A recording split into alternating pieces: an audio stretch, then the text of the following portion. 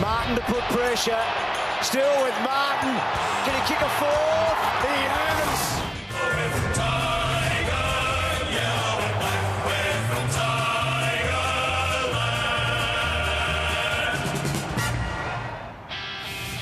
Hello, I'm Damien Barrett and welcome to Access All Areas, brought to you by Sportsbet. Season 2020, it's in the books, and while it was a year with so many differences, it ultimately, Matthew Lloyd, produced a very familiar winner. Yeah, and it's Richmond again, Damo. What a football club they have become. And in 10 years' time, when this era is over and we look back, I'll just say, what a team they were. It wasn't about individuals. Yes, we'll remember Dusty. We'll talk about Dusty later, but he's going to be a Hall of Fame legend, Dusty Martin, with what he has now produced. But you think of players like Castagna and Broad and Baker and Bolter. The list goes on about players who just fulfilled their roles, the environment that they create. They've been up for 4 years now. They lost a preliminary final, which we were shocked about, but 3 flags where they just could not be broken down. Geelong were enormous for a half a footy, but you must play 4 quarters against this Damien Hardwick-led Tigers group, and Geelong just weren't good enough to do it, Damo. You must play 4 quarters, and you almost have to beat them 2 or 3 times within that match, don't you, Lloyd, in order to get the victory. And there were times of that grand final where the Cats looked totally in control. They got to 22 points out. We'll get to that side of it in a moment. Where does it leave the Tigers? You need 3 premierships, don't you, within a time frame in order to be in the Dynasty conversation.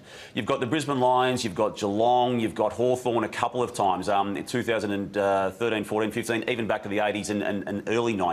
Where is this Tigers outfit when you compare with those teams? I don't compare them as having as much top-end talent. Yes, Dusty and Jack and Trent Cotchin and Rance across that time have been good, but I more respect them for the environment and the culture and all those sorts of things in that end. But I have them up there. They're up there with Hawthorn. They're up there with Brisbane as teams that we will long remember for the next couple of decades.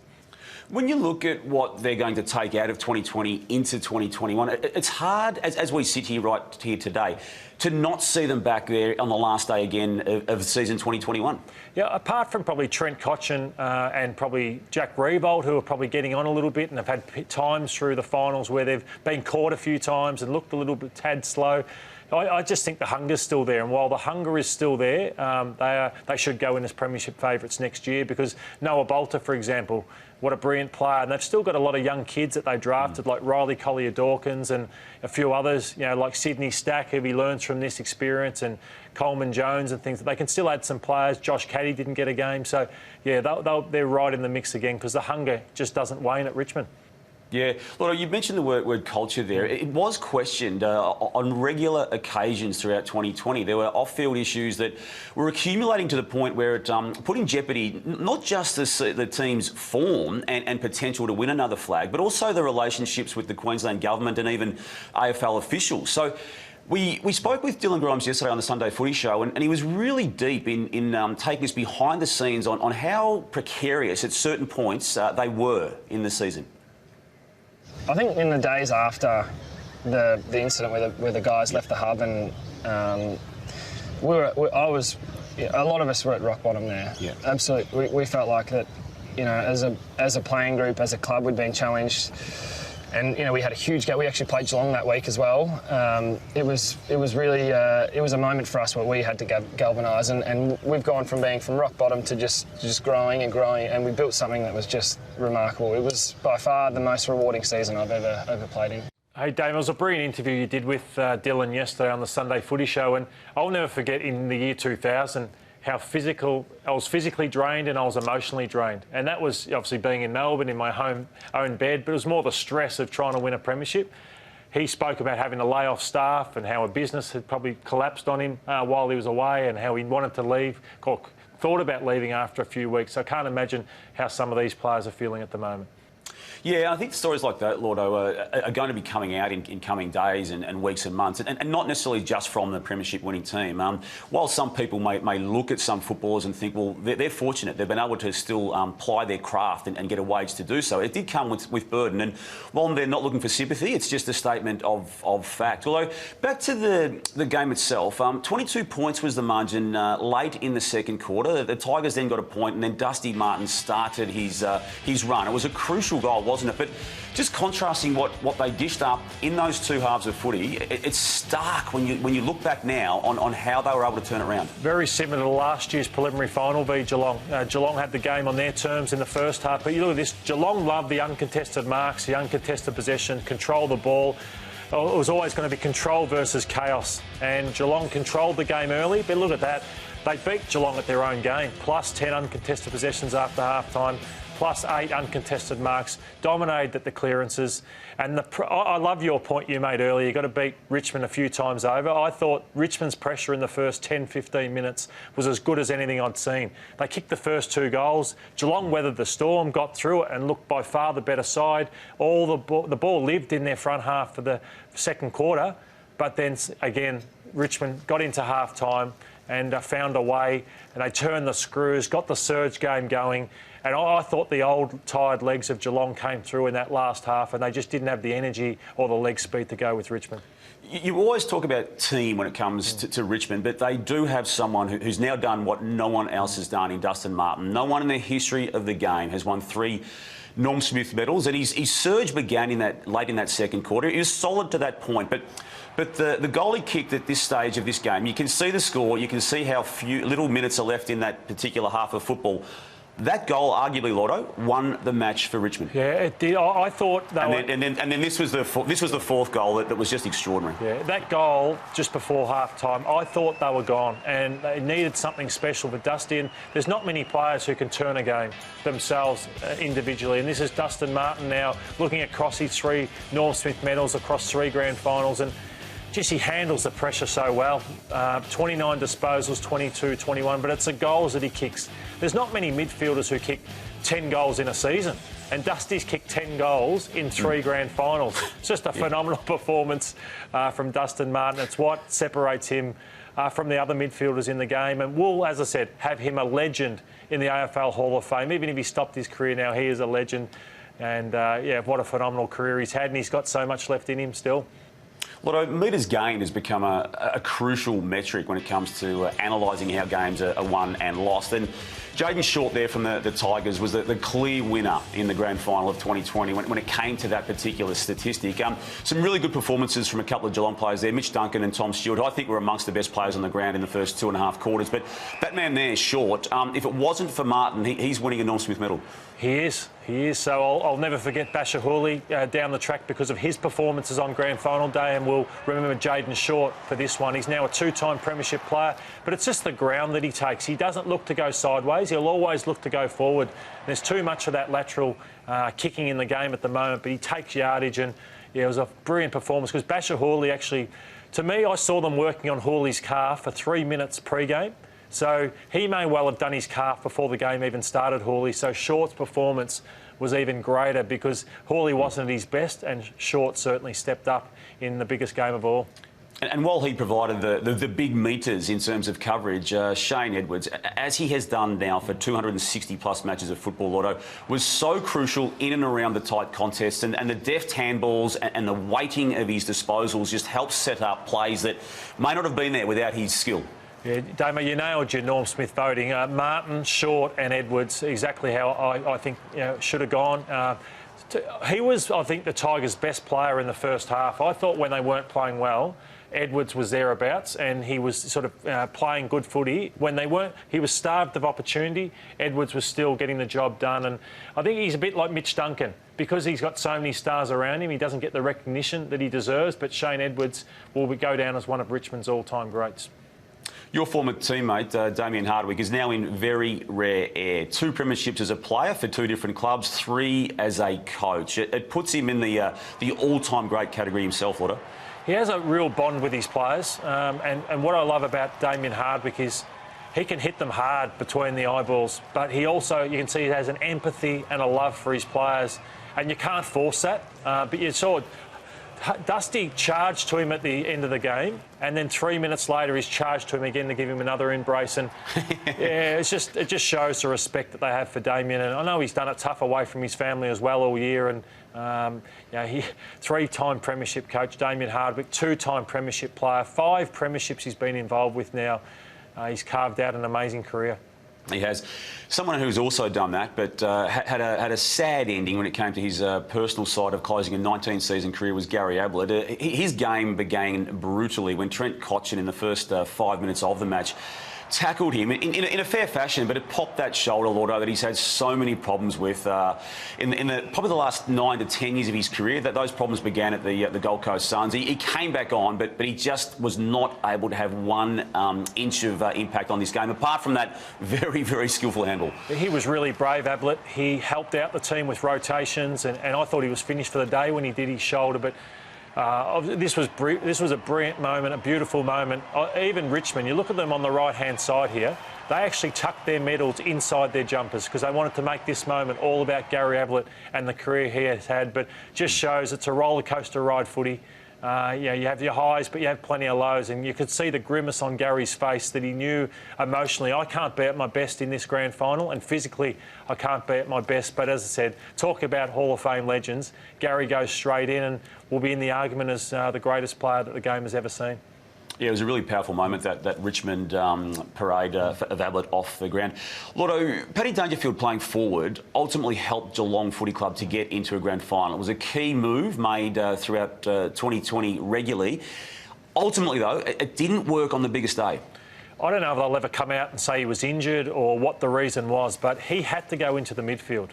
They hadn't got the ball down there. It was all about Richmond in that third quarter, yet Paddy Dangerfield just stayed in the forward line, and then he went off at the 25-minute mark and sat on the bench for a while when I reckon he would have been pretty fresh. So Chris Scott coached the lights out this year, but I think he'd look back on this one and say, I needed to get Dangerfield into the midfield at about the 7-8 minute mark of the third quarter because the game was slipping away for them pretty early on in that third quarter.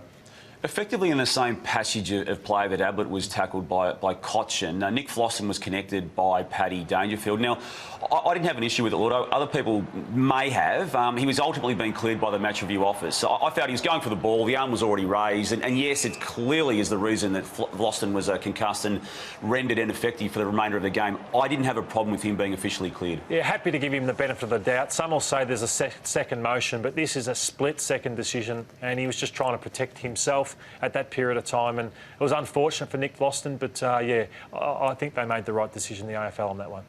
They got to the grand final, the Cats. Some list changes will occur. You've mentioned the Ablett retirement. We're yet to get official notification around what happens with Harry Taylor and also Henderson, and it's possible that both of those players will follow Ablett out. They will get Jeremy Cameron in. They are likely, almost certain, to get Shaun Higgins in. There is also interest too, Lotto, in Isaac Smith. So they've got 3, as well as all of that, draft picks, high-end, first-round draft picks to take into this year's draft as well. They're going to be thereabouts again, surely. Yeah, they are. I think they're in a wonderful position, and that's what great clubs do, like Richmond and Geelong. They have one eye on the present and they have one eye on the future, and that's what Geelong have done really well with a healthy draft position to come in. But one thing I wouldn't go for Higgins and Isaac Smith. I think it's one or the other. I think Higgins comes in as a nice replacement for Gary Ablett in that half-forward role. But I think Isaac Smith, I think they're an ageing list in that regard. So I just think when you've got that many 30-year-olds on your list, I don't think they should bring in both Higgins and Isaac Smith. And I think Higgins is the one. Yep. The night grand final worked, Lordo. I was there. I was fortunate enough and privileged enough to be one of the about 30,000 people in that stadium. I thought Stockdale there from Wolf Mother lit the joint up. I thought that was a magnificent rendition pre-match. And then Shepherd at halftime too. Look, people can criticise it and they can say it's not what they want because of the tradition side of the game. But to me, it worked, and I cannot see us going back to a day grand final. Your take? I loved probably being here in Melbourne and seeing just the build-up. I love just waking up in the morning, having a breakfast and the build-up to it, and then start making my drive and just going through Richmond, around Punt Road and around the MCG, and seeing the people at 11, 12 o'clock heading towards a 2:30 grand final. That is what I like, but as I said, I wasn't there to see and witness it like you were, where you really enjoyed it. So I just wonder if we could bring the game forward maybe by a couple of hours so we can enjoy the festivities afterwards. I heard Trent Cotchin yesterday say he looked at his watch and it was 3 a.m. in the morning, and he couldn't really enjoy the after-match festivities. So that's probably what I'd miss in the after-match functions. One of the biggest joys was when I won a premiership, 10:30 at night, going to enjoy it with the masses at Bomberland. So that's probably what we lose out a little bit. You're having one or two of those Bacardi breezes you're famous for there too, Lloyd. Hey, that's the grand final itself. Season 2020. Who was the most surprising team in your eyes? For me, it was Port Adelaide. They were on top from round 1 all the way through to round 18, and I think they had a really good blend of youth and experience. And the way they played against Richmond in a prelim and Geelong in a prelim, they will walk away and say, we were arguably the second best side because we took Richmond right to the end and nearly could have beaten them. So I think they only get better. Butters, Rosé, Dersma had a huge final series. Dixon's only going to get better, I think. So if they can land probably a bigger size key defender, maybe over this off-season, I think they just about have everything covered. I had Port in that category as well. When it comes to most disappointing... GWS for me, to be in a grand final 12 months ago, to come crashing down. Their season never got going. They had a captain that had to be dropped late in the year, and they've now had 5 players who have left them in this off-season. They are the biggest disappointment for me. Who have you got? Yeah, look, I've got GWS there, and to me, North Melbourne's mess of a 2020 season, seeing them finish second last, I think they're in that conversation as well, but absolutely GWS being the main disappointment of the year.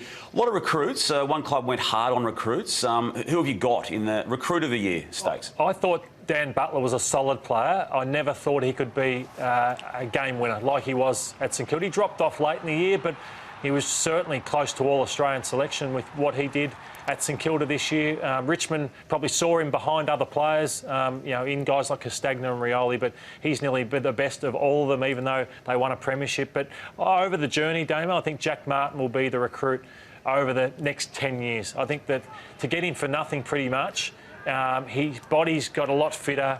He's going to play in big crowds. I think he will be the recruit over the next 10 years at Carlton.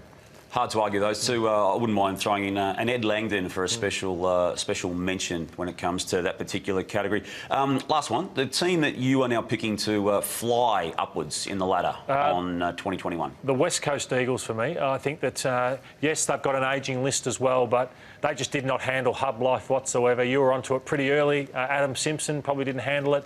But I think with, back on their home deck where they don't lose too many games, I just think, as I said, just never got going for me, the West Coast Eagles, and they have too much talent on that list not to win a couple of finals next year. The pressure never eases in this game, and there's a lot of clubs under pressure when it comes into trade period and the draft period thereafter. Essendon, Lloyd, your club, is one that's clearly going to be faced with some difficult decisions, both with players coming in and out. Yeah, they have to be really careful. Essendon, they've lost Saad, they've lost Danaher, and they've lost Fantasia, and they've obviously had Jai Caldwell, a young GWS giant who's nominated Essendon as his club of choice, and Josh Dunkley. The noise gets louder that he may request a trade to go to Essendon, even though he's still got a couple of years left on his contract. So they've just got to be careful with all this money that they've got with Saad leaving and Danaher leaving and Fantasia leaving, that they don't overpay for players.